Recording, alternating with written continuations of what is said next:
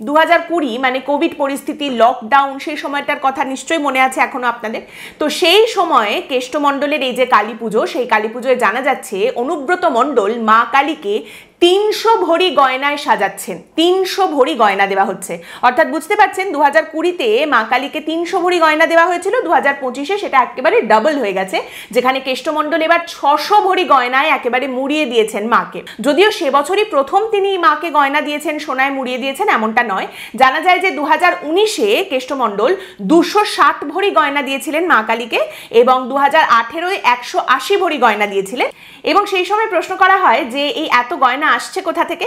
কেষ্টমণ্ডল উত্তর দিয়েছিলেন যে মাকে একটু না সাজালে কি আর ভালো লাগে, তাই সাজিয়েছি আমরা। অনেকেই গয়না দিয়ে যান, অনেকেই চান যে তাদের গয়না মা পরবেন, অনেকেই দান করে দিয়ে যান গয়না। 2021-এ এক লাফে সেটা চলে গেছে 570 ভরিতে। 2022 কেষ্টমণ্ডল গ্রেপ্তার হয়ে জেলে চলে গেছেন, এবং 2022-এর কালী পুজোর সময় জানা যাচ্ছে কেষ্টমণ্ডল নেই, তার মা কালীর পুজোর সেই জৌলুসও নেই, জাঁকজমকও নেই, এবং এইবারে যেটুকু না পড়ালেই নয় সেইটুকু গয়না পরানো হয়েছে মা কালীকে। 2023-এর খবর, আবারও সেই কেষ্টমণ্ডল নেই, তিনি তখনও পর্যন্ত জেলে, এবং তার মা কালীর পুজোর সেই জাঁকজমক জৌলুস সেসবও আর নেই। এবং সেই সময় জানা গেল যে মাত্র 100 ভরি গয়না পরানো হয়েছে মা কালীকে। চলে আসুন 2024-এ, কেষ্টমণ্ডল বাড়ি ফিরে গেছেন। 2024-এ তিনি ফিরে এসেছেন বীরভূমে, কালী পুজো, তার মা কালীর পুজো হচ্ছে।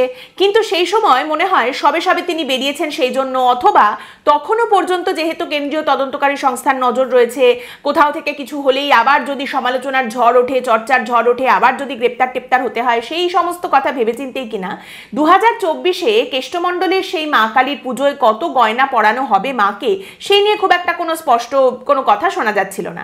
এমনকি এই খবরও সামনে উঠে আসে সংবাদ মাধ্যমের তরফ থেকে, আসলে কেন্দ্রীয় তদন্তকারী সংস্থার নজর রয়েছে ওই সোনার গয়নার উপরে। গয়না নিয়ে অনেককে জিজ্ঞাসাবাদও করা হয়েছে, কোথা থেকে এসেছে না এসেছে সেই সমস্ত কিছু নিয়ে। সেই কারণেই কি গয়না পরানোয় অনীহা, বা কতটা কি গয়না পরানো হবে সেটা বলা হচ্ছে না।